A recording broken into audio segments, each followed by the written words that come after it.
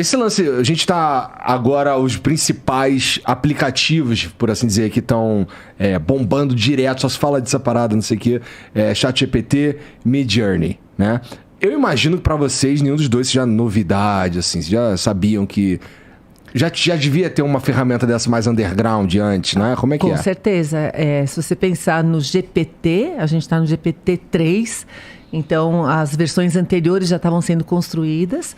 E agora, qual é a diferença? A gente podia começar falando isso, né? Por que agora bombou? Se a gente está falando disso há um tempão, se já existe o GPT na versão 3, se a gente já viu essa evolução... O ChatGPT colocou a inteligência artificial na mão das pessoas. Antes do ChatGPT, toda essa inteligência ou toda essa utilização, ela tinha que ser feita por gente mais nerd ou tinha que ser feito por empresas. Então, eu brinco que a gente está vivendo uma era da IA 2.0. É que nem o Web 1.0, você tinha as empresas fazendo site, as pessoas usavam o site que as empresas faziam. O Web 2.0, você começa a ter ferramentas que as pessoas começam a utilizar, redes sociais, blog, etc. E isso foi o que explodiu com o uso da internet. A gente tinha a IA 1.0, que eram as empresas utilizando, já faz muito tempo, inclusive, que elas estão utilizando. A partir de janeiro desse ano, quando o ChatGPT ficou disponível para as pessoas, o poder passou para a mão, democratizou o uso da inteligência artificial, passou para a mão das pessoas. Todo mundo começou a usar. E aí que começou a preocupação, porque aí todo mundo começa a utilizar de 1000 maneiras distintas, algumas não tão legais quanto outras. Muita gente não sabe o que está fazendo, não sabe como está utilizando, está usando de maneira inadequada. E aí começa a discussão de ética, de utilização, se pode ou não pode. E aí é professor proibindo de fazer trabalho que não seja com isso. Não pode ser, tem que ser à mão, porque não vai usar o ChatGPT. Os alunos usando o ChatGPT junto com impressão 3D para burlar o professor. Então aí começa essa discussão, né, que é repeteco de outras discussões que a gente já teve em outros momentos. É verdade. Toda vez que a gente tem uma tecnologia nova chegando, todo mundo pira. Isso. Né? Quando vem a internet, todo mundo pirou. Isso. Né? Mas, essa IA 2.0 que você está chamando, ela não tem o poder de impacto de transformador que a internet tem. Ou tem? Maior. É mesmo? Maior. A gente está vivendo a ponta do iceberg de uma revolução cognitiva gigantesca, provavelmente a maior da história, né? Se a gente pensar, a gente já passou por algumas revoluções cognitivas muito importantes. O livro foi uma delas, não sei se delas, né? O Álvaro com certeza sabe disso. Antes do livro, as pessoas não liam silenciosamente com a cabeça delas, né? As leituras eram feitas, faladas, em grupo, etc. A partir da hora que você começa a ler sozinho e falar com você mesmo durante a leitura, e você consegue ler um monte de livro, que eles começam a ser produzidos, isso populariza, democratiza, de alguma forma, né, ao longo de alguns séculos, o conhecimento. A internet, depois do livro, a gente teve a renascença no meio do caminho, ok? Mas em termos de atingir muita gente, a internet teve o mesmo efeito, né? Você começa a ter conhecimento para todo mundo o tempo todo, etc e tal. Agora você tem uma inteligência que te ajuda, uma inteligência que ainda está no começo, que te ajuda a fazer muito mais rapidamente vários trabalhos cognitivos, né? Quem usou, não sei se você já usou. Cara, eu usei para fazer umas perguntas muito idiotas, só para ver se manjava mesmo, entendeu? Aí a maioria das perguntas que eu fazia, eu falava, cara, eu sou só uma inteligência artificial, não estou preparado a responder questões filosóficas da humanidade, cara. Que é umas perguntas assim mais arrombadas que eu fiz, pra ser sincero, tá? E tem o lance, e me ajudem aí, por que o ChatGPT, ele só tem o banco de dados até 2021 e por que é um perigo ele estar conectado à base de dados que a gente tem hoje? Não, na realidade, um dos desafios... vamos voltar um pouquinho, né?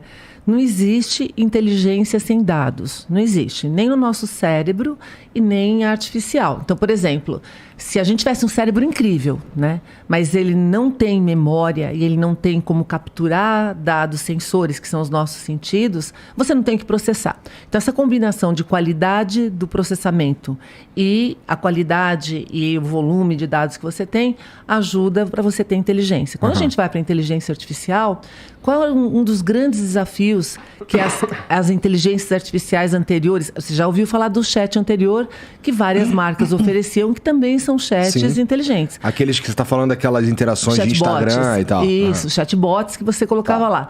O desafio deles é que você tinha que treinar. Então, para um banco, era fácil, que o banco tem milhares e milhares de interações por dia com pessoas. Isso treina a plataforma. Quando você pega uma empresa menor, você tem que treinar com as características da sua empresa. Então, se você não tem dados, você não consegue treinar machine learning. Aí vamos para o ChatGPT. O ChatGPT, ele foi treinado, estudou, ou capturou, não só livros, modelos, dados, blá, blá, blá, de montão. Então, ele tem uma base gigantesca que foi até 2021, não porque é perigoso vir até 2022, 2023, é porque é o recorte que foi feito. E ele entrou em experiência. Tanto que quando você entra no ChatGPT, está escrito lá que ele está ainda em beta, ele está treinando, que não sei mais o que, para você reportar erro, ajudar a consertar, etc. Esse é um modelo de aprendizado. Na realidade, em 2020, que foi durante a pandemia também, quando o GPT foi lançado, e a gente que trabalha, ou estuda, está relacionado com essa área, viu, ele já tinha resultados incríveis para quem tinha acesso para poder utilizar.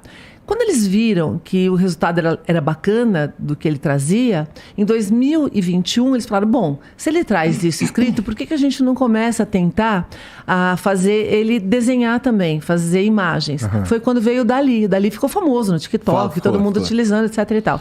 Demorava pra cacete pra produzir uma imagem. Isso, ou fazia um monte de bobagem também, né? O Dali tinha muito mais erro, na minha opinião, do que tem o ChatGPT agora com os textos, né? E a partir daí, em 2022, a tecnologia continua evoluindo e eles colocaram, disponibilizando o GPT, formato de chat, para todo mundo no finalzinho de 2022 e início de 2023.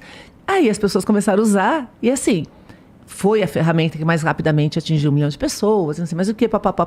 Por quê? Porque você começa a perguntar muita coisa para ela e ela realmente responde fazendo sentido. Porque muitas das ferramentas de IA que a gente testava antes, você falava, cada 10 coisas que você faz, 9 eram aquelas respostas bobocas, ou muito ruins. Você conversa, ela não entende.